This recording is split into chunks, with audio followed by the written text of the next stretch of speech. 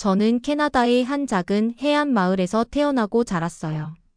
매일 바다가 그 속삭임으로 비밀을 전해주고 선물을 나눠주었는데 요즘 들어 그 목소리가 옅어지는 것 같았어요. 한때 바다가 생명력으로 가득 차 있었던 때가 기억나요. 어선들이 커다란 그물을 가득 채워 돌아오곤 했고 보물 같은 것도 많이 잡혔었어요. 그런데 지금은 작은 물고기 몇 마리밖에 잡히지 않고 바다에는 별로 중요하지 않은 생물들만 헤엄치고 있어요. 이웃들의 눈에 비친 걱정이 느껴지고 제 마음도 매일 무겁게 느껴져요. 저는 한때 큰 도시에서 경영학을 공부하며 꿈을 펼치고 싶었어요.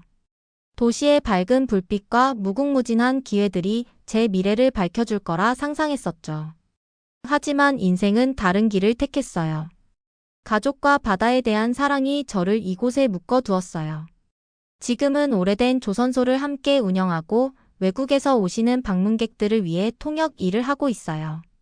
때때로 큰 도시가 그리워지긴 하지만 이곳과 이곳 사람들에 대한 애정은 변함없어요. 제 아버지인 타데어스는 용감하신 분이세요. 30년 동안 심해 잠수부로 일하시며 바다 깊숙한 곳의 신비를 탐험하셨어요.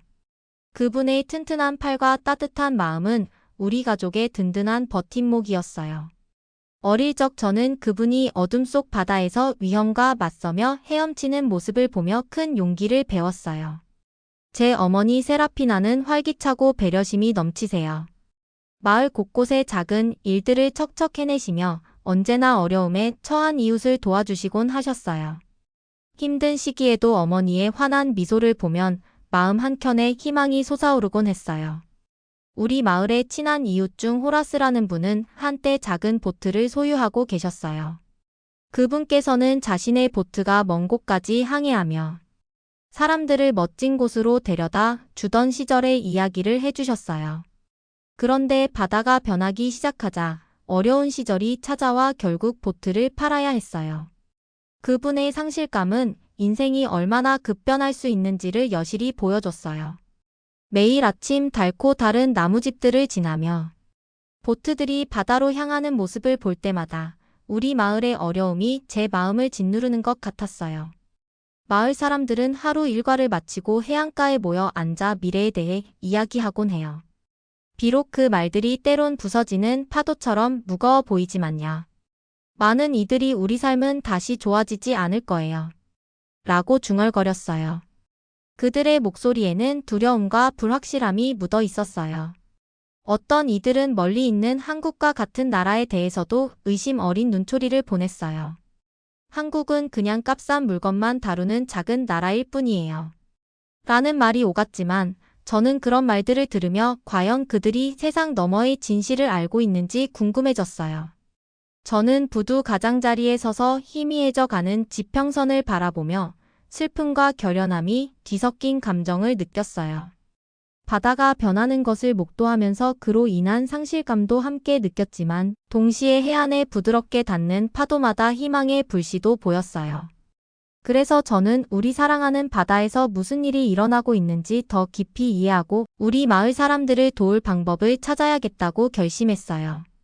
때때로 신뢰하지 못했던 것들이 사실은 우리 운명을 바꿀 비밀을 담고 있을지도 모른다는 것을 증명하고 싶었어요. 저는 앞으로의 여정이 도전과 놀라움으로 가득 찰 것임을 알고 있어요. 그러나 저는 그 길을 당당하게 나아가 우리 모두를 위한 새로운 시작을 찾기 위해 바다와 그 너머의 세계를 더 깊이 알아가고자 해요. 차가운 공기가 소금기 있는 바닷내음과 어우러지는 순간 저는 절망이 승리하지 못하도록 스스로 다짐했어요. 제 이야기는 우리 모두의 이야기는 이제 막 시작되었으니까요. 저는 모든 것이 바뀌었던 그 쌀쌀한 아침이 아직도 기억에 서네요. 불안한 기분에 잠에서 깨어 나무 사이로 차가운 바람이 비밀을 속삭이듯 지나가는 것을 느꼈어요. 마을 광장으로 걸어가니 한 무리의 사람들이 낯선 사람 주위에 모여 있었어요. 그분의 이름은 이진우였는데 한국에서 멀리 오셨더라고요. 저는 호기심이 생겨 한 걸음 다가갔고 차가운 공기에 제 숨결이 하얗게 피어오르는 걸 느꼈어요. 이진우 씨는 빛나는 아침 햇살 아래 반짝이는 형형색색의 종이들과 이상한 문서 꾸러미를 들고 계셨어요. 그분은 차분하고 또렷하게 우리 마을에서 버려진 진주조개 껍데기에 관한 이야기를 해주셨어요.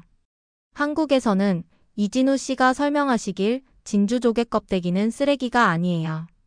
보물 같은 존재로 맛있는 국이나 여러 요리에 사용돼요. 라고 말씀하셨어요. 저는 많은 이웃들이 의심 섞인 속삭임을 나누는 것을 들으면서도 그분의 말에 집중하며 귀 기울였어요. 사람들은 여전히 의심스러운 눈빛을 보냈지만 제 속에는 다른 느낌이 피어오르기 시작했어요. 어릴 적부터 우리 마을의 평범한 것들을 쓸모없다고 여기던 마음이 이젠 새로운 기회를 놓치고 있는 건 아닐까 하는 의문을 품게 만들었어요.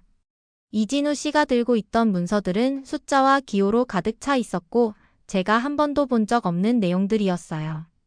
그분은 가격표와 계약서들을 보여주시며 우리의 소중한 조개 껍데기가 진짜 가치를 지닐 수 있는 미래를 약속해 주셨어요. 말씀하시던 중에 저는 젊은 한국인 요리학도 최윤아 씨가 옆에 서 있는 것을 보았어요. 최윤아 씨는 따스하게 웃으며 진주조개국이나 매콤한 진주조개, 샐러드와 같은 군침 도는 요리 레시피를 설명해 주셨어요. 그녀의 말 한마디 한마디는 김이 모락모락 나는 국물과 생기 넘치는 요리들의 풍경을 제 머릿속에 그려줬어요. 처음에는 저도 의심이 많았어요. 이 사람은 누구시죠? 어째서 우리 마을의 소박한 삶에 대해 이렇게 잘 아시죠? 라고 생각했었거든요. 하지만 말씀을 들으면서 점차 그분 말씀 속에 진실이 담겨 있다는 걸 느낄 수 있었어요. 말투는 부드럽고 설명은 열정으로 가득 차 있었어요. 저는 우리 마을의 더 나은 미래를 꿈꾸던 제 자신의 꿈을 떠올렸어요. 그러면서 어쩌면 저희가 항상 쓸모없다고 여겼던 것을 너무 쉽게 넘겨버렸던 건 아닐까 하는 생각이 들기 시작했어요. 사람들이 동의의 중얼거림을 하기 시작할 무렵 제 심장은 두근거림과 희망 그리고 약간의 불안으로 가득 찼어요. 저는 앞으로 한 걸음 내디디며 물으셨어요. 이게 우리에게 어떻게 도움이 될 수 있나요? 앞으로 우리의 미래는 어떤 모습이 될까요? 그러자 이진우 씨는 인내심을 가지고 저의 모든 질문에 차근차근 대답해 주셨어요. 그의 설명은 우리 마을 사람들 모두가 이해할 수 있을 만큼 명료했어요. 그 아침, 저는 때로 변화가 신비로운 방식으로 다가온다는 것을 배웠어요. 우리 전통 심지어는 구식이거나 쓸모없다고 여겼던 것들도 때로는 가치 있는 비밀을 품고 있을 수 있다는 사실을 깨달았어요. 그 만남을 끝으로 저는 설레는 마음과 조심스러운 낙관주의를 안고 이 특별한 제안을 더 깊이 알아보기로 결심했어요. 그 후 우리 마을은 예전과는 전혀 달라졌어요. 며칠 전까지만 해도 한적하던 거리들이 놀라울 정도로 활기를 띠기 시작했어요. 마을의 리더인 아우렐리우스 씨께서 진주조개 수출을 위한 조직을 맡으셨어요. 그의 설명에 따르면 우리의 소중한 조개 껍데기를 한국 및 다른 나라 시장으로 보낼 수 있다고 하셨어요. 그 순간 한때 평범하게 여겼던 것이 이제는 우리 공동체에 다시 생명을 불어넣어줄 보물임을 깨달았어요. 어부들은 한때 낡은 보트와 녹슨 그물을 부끄러워했지만 이제는 자부심을 가지고 도구들을 들고 다니셨어요. 어느 아침 저는 부두를 걸으며 보트들이 수리되는 모습을 보았어요. 남녀노소가 모여 함께 보트를 고치며 웃고 아이디어를 나누었어요. 누군가 우리의 잡은 물고기는 더 이상 쓰레기가 아니에요. 바다가 준 선물이에요. 라고 말하는 것을 들었을 때 제 마음은 따뜻해졌어요. 우리 모두의 노력이 서서히 결실을 맺고 있다는 것을 실감했어요. 어디를 가도 변화의 기운이 느껴졌어요. 새로운 도구들이 구입되어 조개잡이가 훨씬 효율적으로 바뀌었고 마을 정부에서도 저희의 발전을 눈여겨보셨어요. 어느 날 지역 정부가 우리 마을을 수출특구로 지정한다고 발표했어요. 그 소식은 마을 전체에 빠르게 퍼졌고 한국 및 다른 나라와의 무역이 크게 늘 것이라는 기대감에 모두가 들떠 있었어요. 소식을 들을 때마다 저는 큰 자부심을 느꼈어요. 마을 사람들과 함께 기쁨의 노래를 불렀고 저녁이면 작은 모닥불 주위에 모여 화합의 노래를 부르며 희망을 나눴어요. 그 노래들은 밝은 미래에 대한 꿈과 희망으로 가득 찼어요. 노래를 부르며 몇 달 전만 해도 어땠을지 상상했어요. 한때 한국은 값싼 물건만 다룬다고 말하던 사람들이 이제는 한국의 아이디어와 품질 기준을 존중하며 이야기하는 모습이었어요. 어느 날 저는 친구 혜진과 함께 항구에서 집으로 돌아가며 대화를 나누었어요. 혜진 씨가 눈에 반짝임을 머금고 물었어요. 언젠가 우리 마을이 유명해질까요? 저는 웃으며 대답했어요. 네, 저는 우리 마을이 바다에서 찾은 보물로 인해 이름을 알릴 거라 믿어요. 한국이 우리에게 새로운 길을 보여줬고 우리의 노력이 앞으로 나아가게 할 거예요. 그 대화는 마치 약속처럼 느껴졌고 우리 모두가 믿을 수 있는 공동의 꿈이었어요. 한국에서 오시는 방문객들을 볼 때마다 제 심장은 설렘으로 뛰었어요. 그들은 새로운 레시피와 믿을 만한 문서뿐 아니라 우리 삶을 풍요롭게 만드는 사고방식도 함께 가져오셨어요. 방문객들을 맞이할 때마다 이웃들의 눈에서 감사함을 보았어요. 한국의 도움 덕분에 우리는 함께 일하며 아름답고 오래가는 무언가를 만들어 갈 수 있다는 믿음을 갖게 되었어요. 그리고 저는 인도에 있는 바쁜 마을에서 살아가는 또 다른 이야기도 기억해요. 제 이름은 아빅인데 두려움 없는 이라는 뜻이에요.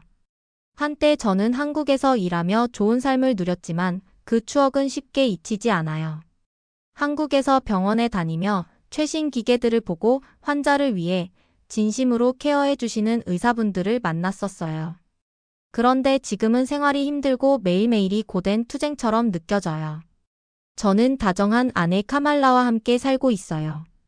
카말라 씨는 상냥하고 배려심이 넘치셔서 저와 아이들 모두에게 늘 곁에 있어 주셨어요. 우리에게는 2명의 사랑스러운 아이들이 있어요. 활기찬 작은 아들 리안과 언제나 환한 미소로 주변을 밝히는 따뜻한 딸 아나야예요.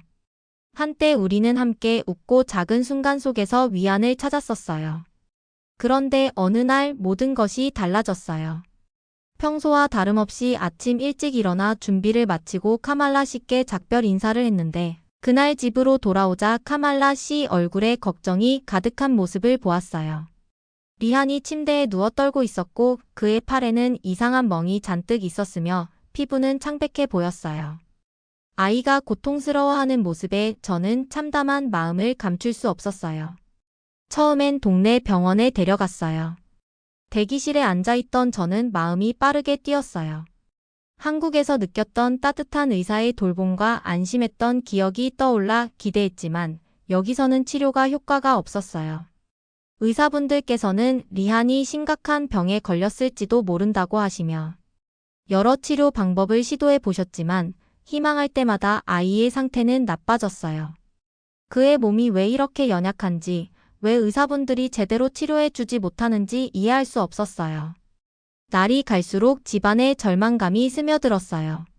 카말라 씨는 침대 옆에 앉아 리안에게 부드럽게 말을 걸며 모든 것이 괜찮을 거라고 약속하셨고 저는 곁에서 무력감을 느끼며 그 모습을 지켜보았어요.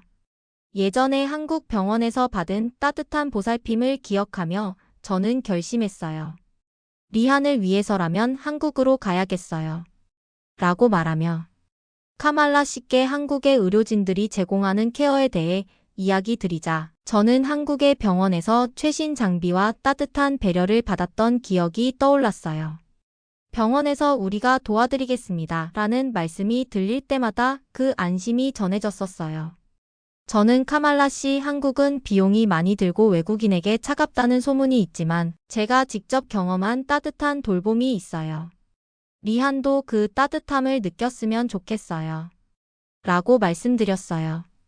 그날 밤 저는 짐을 싸며 걱정과 결연한 다짐이 교차하는 가운데 잠을 이루지 못했어요. 조용한 방 안에서 저는 한국의 밝고 깨끗한 병원, 복도와 환하게 웃으며 다정하게 대해 주시는 간호사분들의 모습을 상상했어요. 제 마음속에서는 저는 반드시 리안을 위해 용감해져야 해요. 라는 다짐이 피어올랐어요. 다음 날 아침 저는 계획을 세우기 시작했어요. 친구들에게 연락하고 한국 병원에 연락할 수 있는 전화번호와 주소를 꼼꼼히 적어두었어요. 한 걸음 한 걸음이 리안을 살리기 위한 희망의 발걸음이었어요. 카말라 씨와도 계획에 대해 상의하며 두려움 속에서도 이 길이 최선의 선택임을 믿었어요. 저는 제 자신뿐만 아니라 카말라 씨와 리안, 그리고 저를 바라보는 아나야를 위해 반드시 이 길을 가리라 다짐했어요. 제 이름이 두려움 없는 이라는 뜻처럼 어려움 속에서도 용기를 내야겠다고 마음먹었어요. 얼마 후 저희는 한국에 도착했어요. 공기는 달랐고 모든 것이 현대적이면서도 친근하게 느껴졌어요. 처음 찾은 곳은 크고 밝은 병원이었어요. 의사와 간호사 분들이 따뜻한 미소로 저희를 맞이해 주시자 안도의 한숨과 함께 또 다른 불안감이 밀려왔어요. 그분들께서 리안을 꼼꼼히 진찰해 주시며 저희에게 상황을 차근차근 설명해 주셨어요.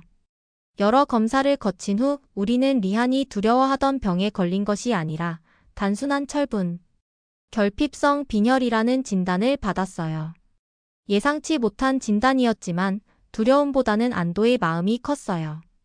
의사분들께서는 리안에게 특별한 철분 약을 처방해 주시고 균형 잡힌 식단 계획도 함께 세워주셨어요. 모든 설명은 어린아이도 이해할 수 있을 만큼 쉽게 해주셔서 저희는 그 따뜻한 배려에 깊이 감사드렸어요. 병원에서 보낸 매일매일 리안은 조금씩 미소를 되찾기 시작했어요.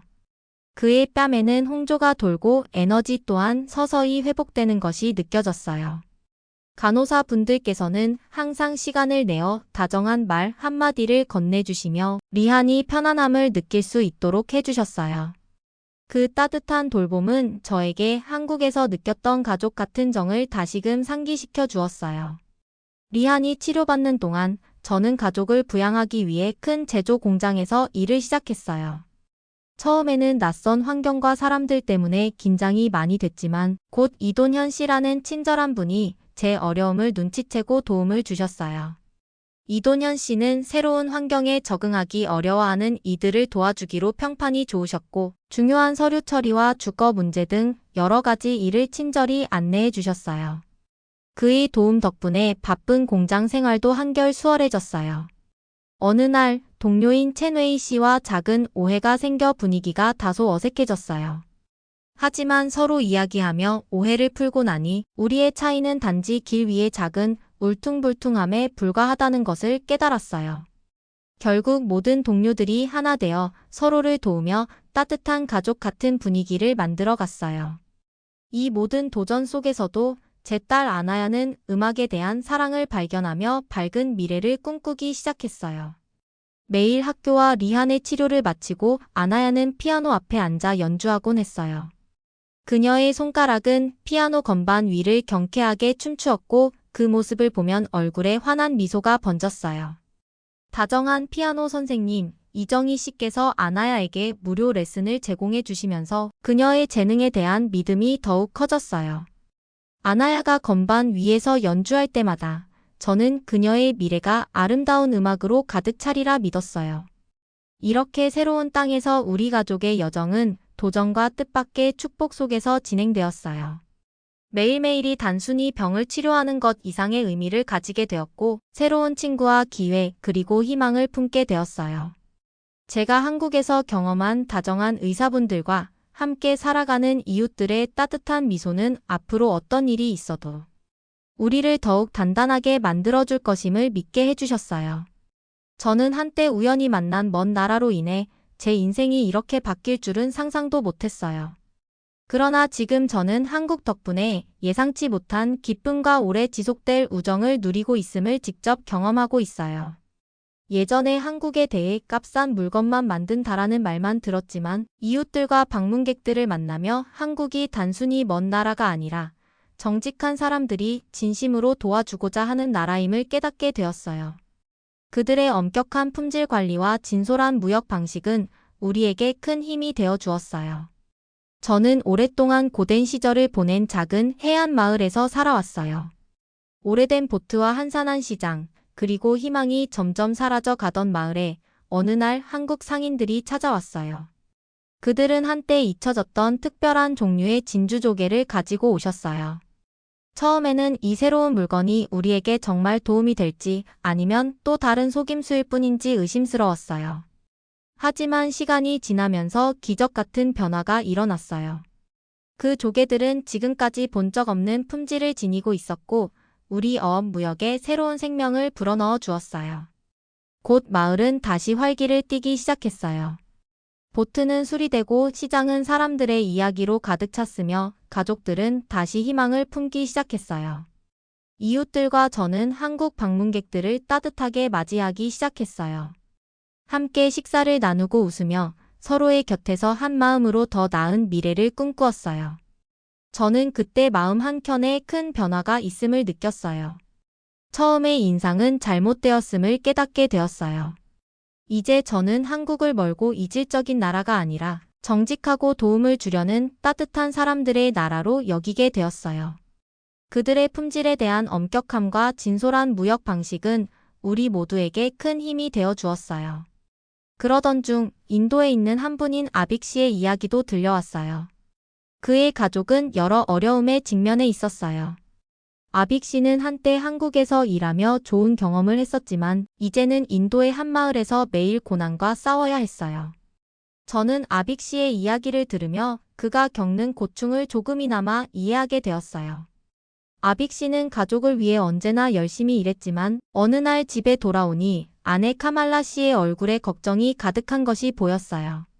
어린 아들 리아는 침대에 누워 몸이 떨고 있었고 팔에는 멍이 잔뜩 있었으며 창백한 피부는 걱정을 자아냈어요. 처음 동네 병원에서 진료를 받았지만 리한의 상태는 점점 악화되었어요. 의사들은 리한이 심각한 병에 걸렸을지도 모른다고 하며 여러 치료를 시도했지만 결과는 좋지 않았어요. 리한의 몸이 왜 이렇게 약한지, 왜 의사들이 그를 낫게 하지 못하는지 이해할 수 없었어요. 집안에는 절망이 서서히 내려앉았어요. 카말라 씨는 침대 옆에 앉아 부드럽게 리한에게 다정한 말을 건네며 모든 것이 괜찮아질 거라고 약속하셨어요. 저는 그 모습을 지켜보며 과거 한국에서 경험했던 따뜻한 병원과 친절한 의사분들을 떠올렸어요. 저는 리한을 위해 한국으로 가야겠어요. 라고 다짐하며 카말라 씨께 한국의 병원에서는 진심, 어린 케어와 최신 장비를 갖춘 환경이 있다는 것을 이야기 드렸어요. 카말라 씨는 눈물을 머금고 물으셨어요. 아빅 씨 정말 괜찮을까요? 만약 위험하거나 비용이 너무 많이 든다면 어떡하죠? 저는 단호하게 대답했어요. 카말라 씨, 리한을 위해서라면 전 최선을 다할 거예요. 때로는 희망이 전부니까요. 그날 밤 저는 작은 이불 위에 누워 리한의 평화로운 얼굴을 바라보며 결심했어요. 저는 리한, 카말라, 그리고 우리 가족 모두를 위해 반드시 용감해져야 해요. 라고 스스로 다짐했어요. 다음 날 아침, 저는 친구들에게 연락하고 한국 병원에 연락할 방법을 찾으며 하나하나 준비를 해 나갔어요. 그 모든 발걸음은 리한을 위한 희망의 길이었어요. 얼마 후 저희는 한국에 도착했어요. 도착한 첫 곳은 크고 밝은 병원이었어요. 의사와 간호사분들이 따뜻한 미소로 저희를 맞이해 주시자 안도감과 함께 걱정도 조금씩 사라지는 듯 했어요. 리한을 꼼꼼히 진찰한 후 의사분들은 여러 검사를 통해 리한이 두려워하던 질병이 아니라 단순한 철분 결핍성 빈혈이라는 진단을 내려주셨어요. 이 진단은 예상치 못했지만 다행스럽게도 그리 위험한 병은 아니었어요. 의사분들께서는 리한에게 철분 약을 처방하시고 균형 잡힌 식단도 마련해 주셨어요. 그리고 정기 검진의 중요성도 함께 설명해 주셨어요. 모든 설명은 이해하기 쉬운 말투로 이루어져 저도 안심할 수 있었어요. 매일 병원에서 리한을 지켜보며 조금씩 미소를 되찾는 모습을 보니 제 마음도 한결 가벼워졌어요. 간호사분들께서는 항상 따뜻한 말과 관심을 잊지 않으시며 리한이 편안하게 치료받을 수 있도록 해주셨어요. 그 모습은 마치 제가 한국에서 경험했던 따뜻한 보살핌을 다시 느끼게 해주었어요. 리한이 치료받는 동안 저는 가족을 부양하기 위해 큰 제조 공장에서 일하기 시작했어요. 처음에는 낯선 환경에서 어색했지만 곧 이돈현 씨라는 친절한 분이 제 어려움을 살피고 도와주셨어요. 이돈현 씨는 필요한 서류 처리나 생활 정리에 대해 차근차근 안내해 주셨고 저에게 편안한 거처도 찾아주셨어요. 그의 도움 덕분에 공장에서의 긴 하루하루가 조금씩 덜 힘들게 느껴졌어요. 어느 날 동료인 첸웨이 씨와 작은 오해가 생겨 분위기가 다소 어색해졌어요. 하지만 서로 충분히 대화를 나눈 끝에 우리의 차이는 단지 사소한 오해에 불과하다는 것을 깨달았어요. 결국 동료들은 서로 도우며 하나가 되어 가족 같은 분위기를 만들어갔어요.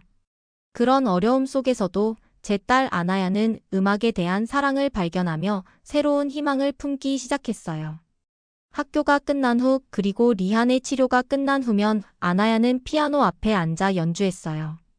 그녀의 손가락이 피아노 건반 위에서 춤추듯 움직일 때마다 얼굴에 환한 미소가 번졌어요. 다정한 피아노 선생님, 이정희 씨께서 아나야에게 무료 레슨을 제공해 주시며 그녀의 재능에 대한 믿음을 심어주셨어요. 아나야가 연주할 때마다 저는 그녀의 미래가 아름다운 음악으로 가득할 것이라 믿었어요.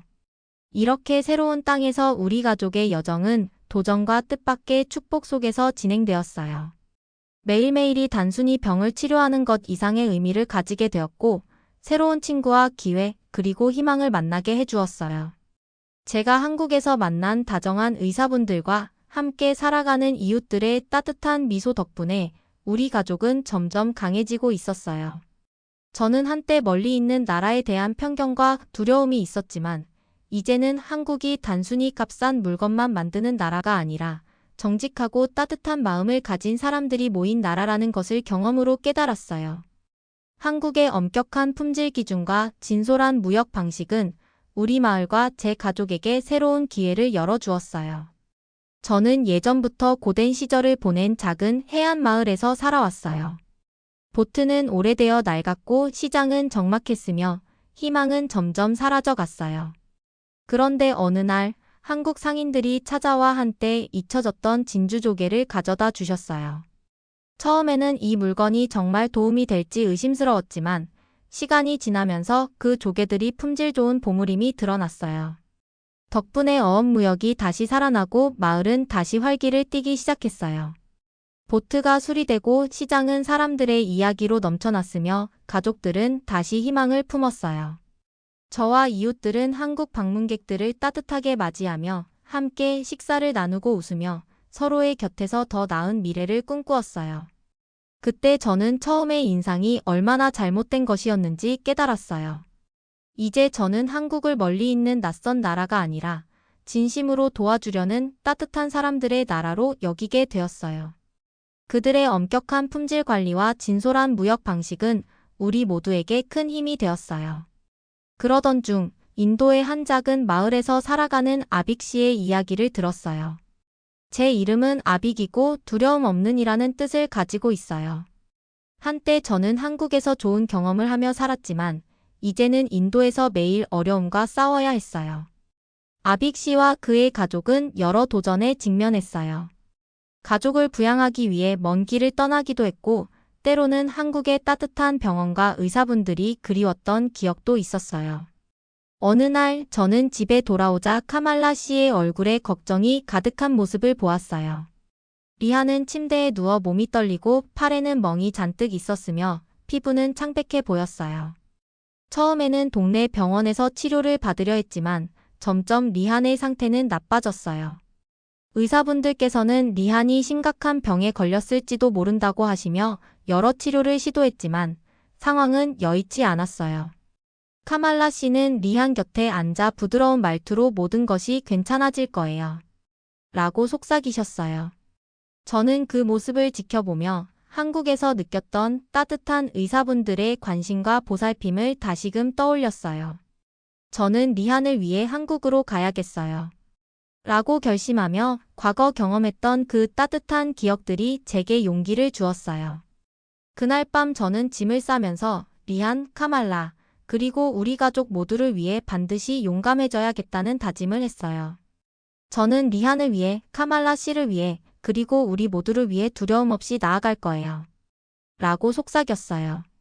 다음 날 저는 한국 병원과 연락할 방법을 찾으며 계획을 세우기 시작했어요. 친구들에게도 도움을 청하고 필요한 전화번호와 주소들을 꼼꼼히 적어두며 리한을 위한 마지막 희망의 발걸음을 내디뎠어요. 얼마 후 저희는 한국에 도착했어요. 첫 번째로 찾은 곳은 크고 밝은 병원이었어요. 의사와 간호사 분들이 따뜻한 미소로 저희를 맞이해 주시고 리안을 꼼꼼히 진찰해 주셨어요. 여러 검사를 거친 끝에 의사분들께서는 리안이 두려워하던 병이 아니라 단순한 철분 결핍성 빈혈이라는 진단을 내려주셨어요. 이 진단은 예상치 못했지만 다행히도 리안에게 큰 위험은 없었어요. 의사분들께서는 철분 약을 처방하시고 균형 잡힌 식단과 정기 검진의 필요성을 친절하게 설명해 주셨어요. 병원에서의 매일이 지나갈수록 리안은 조금씩 미소를 되찾기 시작했어요. 그의 뺨은 점점 붉어졌고 에너지도 서서히 회복되는 모습이 보였어요. 간호사분들께서는 항상 따뜻한 한마디와 세심한 보살핌을 잊지 않으셔서 리안이 편안하게 치료받을 수 있도록 해주셨어요. 그분들의 관심과 친절은 제가 한국에서 경험했던 따뜻한 가족 같은 돌봄을 다시 느끼게 해주었어요. 리안의 치료가 진행되는 동안 저는 큰 제조 공장에서 일을 하며 가족을 부양했어요. 처음에는 낯선 환경에 어색했지만 이돈현 씨라는 친절한 분께서 제 어려움을 살피고 중요한 서류 처리와 주거 문제 등 여러 가지를 친절하게 도와주셨어요. 그의 도움 덕분에 공장에서의 긴 하루들이 한결 수월해졌어요. 어느 날 동료 첸웨이 씨와 작은 오해로 인해 분위기가 다소 어색해지기도 했지만 서로 충분히 대화를 나눈 후 그 오해는 금세 풀렸어요. 결국 동료들은 서로를 도우며 한 가족처럼 따뜻하게 지냈어요. 그런 가운데 제 딸 아나야는 음악에 대한 사랑을 발견하며 밝은 미래를 꿈꾸기 시작했어요. 학교와 리안의 치료를 마치고 집으로 돌아오면 아나야는 피아노 앞에 앉아 열정적으로 연주했어요. 그녀의 손가락이 피아노 건반 위에서 자유롭게 춤추듯 움직일 때마다 얼굴에 환한 미소가 번졌어요. 다정한 피아노 선생님 이정희 씨께서 아나야에게 무료로 레슨을 해주시며 그녀의 음악적 재능을 꽃피울 수 있도록 도와주셨어요. 저는 아나야의 연주를 들으며 그녀의 미래가 아름다운 음악으로 가득 차리라는 믿음을 갖게 되었어요. 이처럼 새로운 땅, 한국에서 우리 가족의 여정은 도전과 뜻밖의 축복 속에서 진행되었어요. 매일매일이 단순히 병을 치료하는 것 이상의 의미를 지니게 되었고, 새로운 친구와 기회, 그리고 희망을 만나게 해주었어요. 한국의 따뜻한 의사분들, 친절한 이웃들, 그리고 모두가 한마음으로 도와주려는 정은 우리 가족에게 큰 힘이 되었어요. 저는 한때 먼 나라 한국에 대해 값싼 물건만 만든다라는 소문만 들었지만 직접 경험하면서 한국이 얼마나 정직하고 따뜻한 마음을 가진 사람들이 모인 나라인지를 깨달았어요. 한국의 엄격한 품질 관리와 진솔한 무역 방식, 그리고 진심 어린 교류 덕분에 우리 마을과 제 가족은 새로운 기회를 맞이하게 되었어요. 저는 이제 작은 해안 마을에서 겪은 고난과 한국에서 만난 다정한 이웃들과 친구들 덕분에 새로운 미래를 꿈꾸며 앞으로 나아갈 용기를 얻었어요.